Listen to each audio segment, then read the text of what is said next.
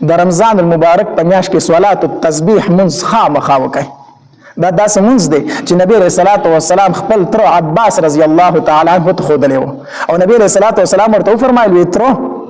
دا منځ چې دی که نه که طاقت دې وي نو روزانه یې کوه، روزانه دا منځ کوه، او که روزانه یې نشي کولی نو په هفته کې خو یو ځل وکړه که نه،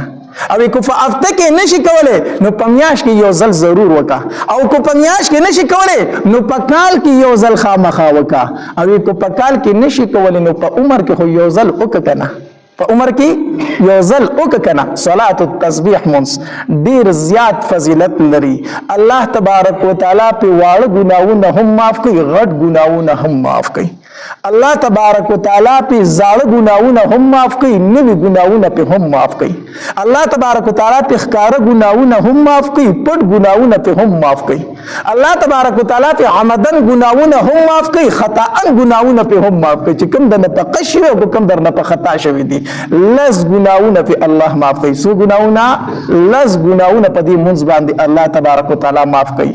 طریقې اسانه ده. د څلورو رکعاتو نفل نیت په وتړې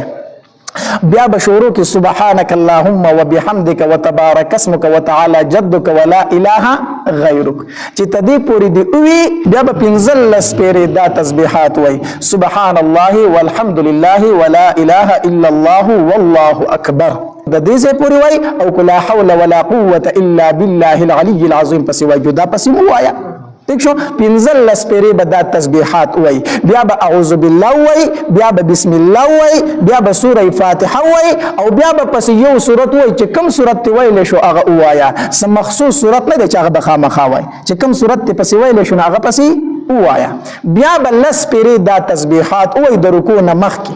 سبحان الله والحمد لله ولا اله الا الله والله اکبر بیا به رکوع ته لاړ شي په رکوع کې به درې پیری دا تسبیحات وای سبحان ربي العظیم سبحان ربي العظیم سبحان ربي العظیم چې دا تسبیحات درې پیری وي نو لس پیری به بیا دا تسبیحات وای